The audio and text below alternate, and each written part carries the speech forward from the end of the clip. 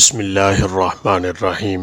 ناظرین اکرام، حضرت موسیٰ علیہ السلام سے ایک آدمی نے درخواست کی کہ اسے جانوروں کی زبان سکھا دیں تاکہ وہ ان کے باہمی گفتگو سمجھ سکے۔ حضرت موسیٰ علیہ السلام نے فرمایا، اس بات کو چھوڑ دے کیونکہ اس میں کئی خطرات پوشیدہ ہوتے ہیں۔ قاعدہ ہے کہ جس بات سے انسان کو منع کیا جائے وہ اسی کی ہرس کرتا ہے۔ عرض کرنے لگا، سرکار آپ علیہ السلام اللہ تعالیٰ کے نائب ہیں، میری یہ عرضی قبول فرمائیں۔ حضرت موسیٰ علیہ السلام نے فرمایا، یہ نہ ہو کہ کل تو پچھتائے، کیونکہ تو یہ نہیں جانتا کہ تیرے لیے کون سی چیز بہتر ہے اور کون سی چیز نقصان دہ۔ بارگاہ الہی سے حکم ہوا، اے موسیٰ اس کی تمنا پوری کر دے۔ اس شخص نے کہا، اچھا سارے جانوروں کی زبان نہ صحیح، صرف میرے گھریلو پالتو جانور کتے اور مرغ کی زبان سکھا دیں۔ حضرت موسیٰ علیہ السلام نے فرمایا، جا آج سے ان دونوں جانوروں کی بولی پر تجھ کو قدرت حاصل ہوگی۔ وہ شخص یہ سن کر خوشی خوشی اپنے گھر چلا گیا۔ صبح ہوئی تو خادمہ نے دسترخوان جھاڑا، اس میں سے رات کا بچا ہوا روٹی کا ٹکڑا زمین پر گرا۔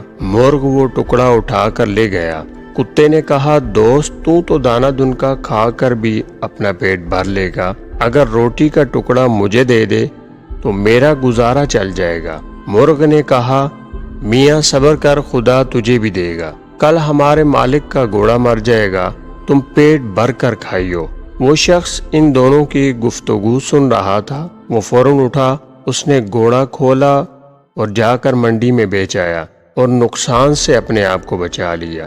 دوسرے دن بھی روٹی کا ٹکڑا مرغ لے اڑا۔ کتے نے غصے میں آ کر مرغ سے کہا، اے فریبی، یہ دروغ گوئی کب تک چلے گی؟ تو جھوٹا ہے، ارے اندھے نجومی، تو سچائی سے محروم ہے۔ مرغ نے جواب دیا، وہ گھوڑا دوسری جگہ مر گیا، مالک نے نقصان سے بچنے کے لیے گھوڑا بیچ ڈالا تھا، فکر نہ کر، کل اس کا اونٹ مر جائے گا اور تو خوب پیٹ بھر کر کھانا۔ یہ سن کر مالک اٹھا اور اونٹ بھی بیچ آیا۔ اس طرح اس نے اس کے مرنے کے غم اور نقصان سے اپنی جان بچا لی۔ تیسرے دن پھر ایسا ہی واقعہ پیش آیا تو کتے نے مرغ سے کہا، ارے کم بخت، تو جھوٹوں کا بادشاہ ہے، آخر کب تک تو مجھے فریب دیتا جائے گا؟ مرغ نے کہا، بھائی اس میں میرا کوئی قصور نہیں، مالک نے اونٹ بیچ ڈالا اور اپنے آپ کو نقصان سے بچا لیا۔ مرغ نے کتے کو تسلی دیتے ہوئے کہا، فکر نہ کر، کل اس کا خچر مر جائے گا، اسے صرف کتے ہی کھا سکتے ہیں، تم بھی جی بھر کر کھانا۔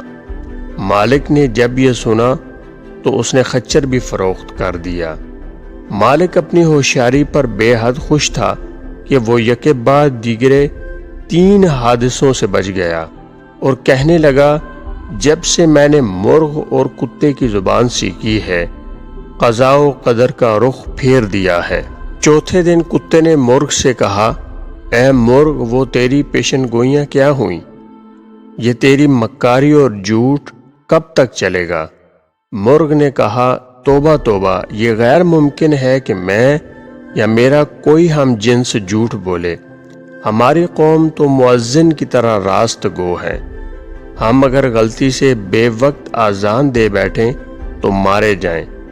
مالک نے اپنا مال تو بچا لیا لیکن اس نے اپنا خون کر لیا۔